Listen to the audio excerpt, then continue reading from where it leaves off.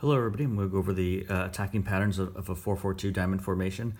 I'm going to try to do this mainly on the defensive third, middle third, and a little bit of the attacking third.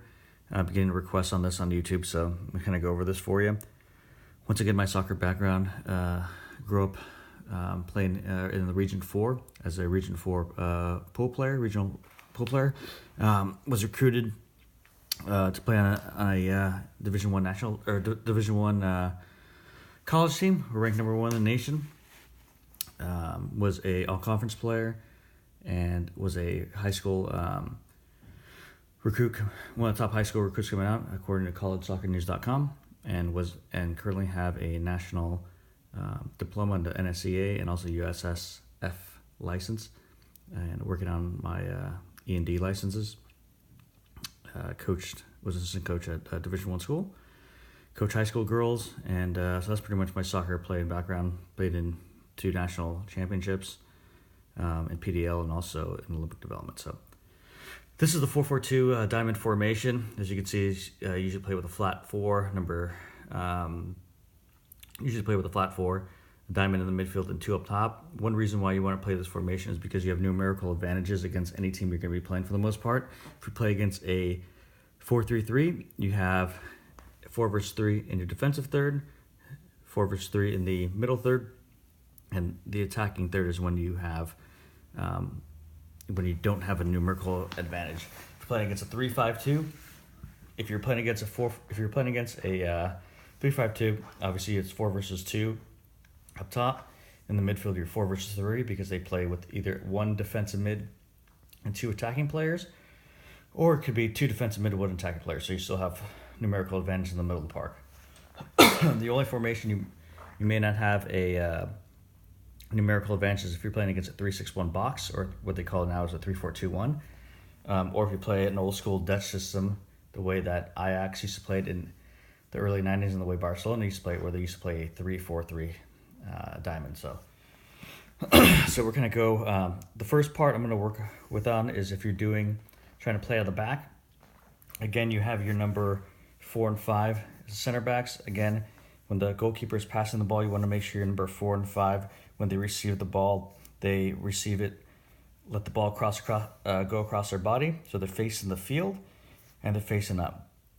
You want to make sure that your number 2 comes up and checks back. When they check back, make sure that they're facing side on, so they have an angle to pass and receive the ball, and also has passing options versus playing and facing your own goal, or facing, where they don't receive the ball well. So, technically speaking, you basically just pass the ball to your number 4 or 5. Number 2 will check back, come back, receive the ball, and play basically an umbrella form. So, this is one passing pattern you can do. Pass it here to the number 2, pass it back. Most of these, when you're coaching, I always like to emphasize the speed of play and also the correct passing weight on the ball. Generally speaking, you could start off with 3 touches and work all the way down to 1 touch.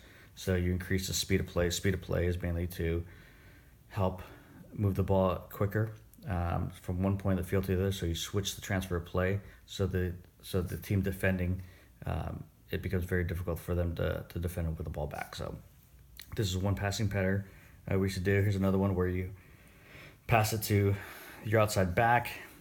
Your number 6 goes away, goes into the midfield, and then your number 4 or 5 comes in there and receives the ball. So it basically you'll see a 4-4-2 eventually turn to like a 3-5-2, playing out of the back. So again, here's an example if you're playing against 4 versus 2, what it'll look like if you have 1, or even a 4-3-3. You'll have the number 9 kind of split between the 2 and force play one way. Obviously, you could play it right here and play it to your number 2 and your outside back. One of the options is, and here's also another example of when you're playing against 4 versus 3, playing out of the back. Again, you have 4 versus 3, make the field big, make the other team chase the ball. And again, you want to emphasize, if you're a coach, speed of play. Make sure that the players receiving the ball are giving correct angles, because if they're not giving correct angles and opening up the field, again, it's easier to defend in smaller spaces than it is big ones. Then you progressively go from a 4 versus 3 to a 5 versus 3. There's a bunch of different drills you can do for this. This is one way you can work out playing out of the back. Again, once the goalkeeper passes to your number 4 or number 5, make sure your number 6 is given a pass angle where he could play out of the back. So there's drills where you can do where you can have one side of the field here. They have to play out of the back, and for them to score a goal, you can put a goal right here and have one forward where they have to pass it to the forward to pass out of pressure and teach them how to play versus a high press and pass out of pressure and find the outlet to get a goal. So here's a passing pattern coming out playing through the back. This is if you're playing against a team that high presses a lot and you don't want to make a lot of mistakes in your own defensive middle third. Sometimes bypassing the midfield is a good option. So you pass it to your outside back, plays it back. One of your forwards could check, and you could either play a long ball in behind or just play it to him, who's your number 9 or your number 11, and you could lay it off and vice versa and kind of work your way out. When you're playing against teams that like to play a 4-3-3 or high press or kind of pinch the field on one side, this is how you would change the point of attack from one field to the other, where you have a quick transfer of play to your number 6, play it to your number 8 over here, and then because he pinches in, it creates space for the outside left back, your number 3, to get forward. So these are the typical ways you can attack in this formation. Again, one thing to notice is you have numerical advantages. So again, if you're playing against a 4 versus 3 or 4 versus 3 here, there's always an outlet pass playing within this formation. Again, this is probably one of the great things I like about playing this formation as well. When you play with 4 midfielders in a diamond, they're very technically, and they have to be technically good players. Your number 6 has to be really good on the ball, Guardiola type, someone that could pass, face the field, play through the channels, play through the lines.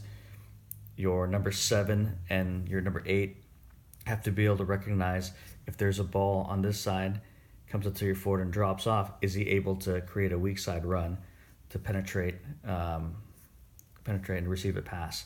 So, and then also your number 10 could also be kind of like a number 9 depending on how you play it, but he has to be a player that has to be able to link with the midfield and also link and create passing lanes and passing options that could penetrate through a flat 4 or even a man marking 3. So this is an example if you're playing against a 4-3-3, one of the passing options, why the weak side run is so dangerous. Again, you could pass the ball, have to one of your number 9 check into the ball, lay it off to one of your inside midfielders, and you could play a ball that goes across.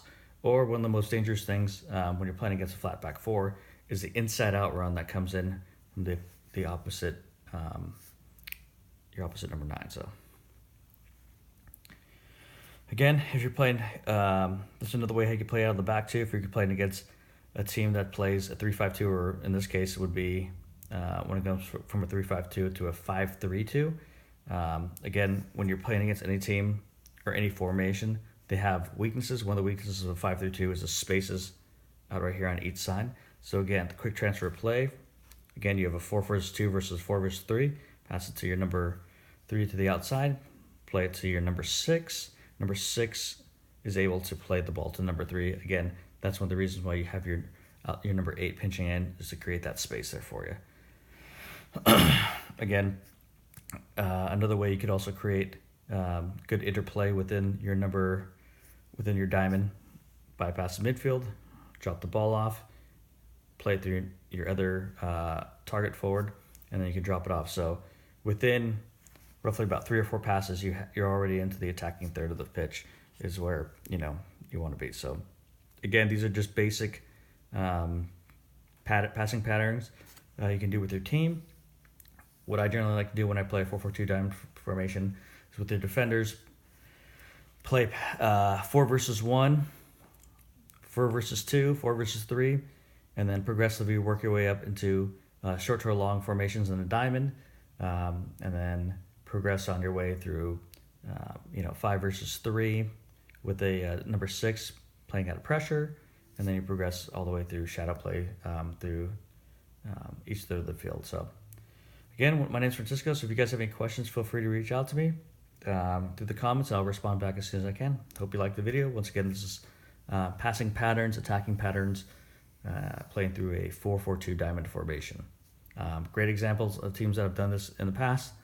The 1966 England team versus Germany in the World Cup final is probably the most renowned version of it.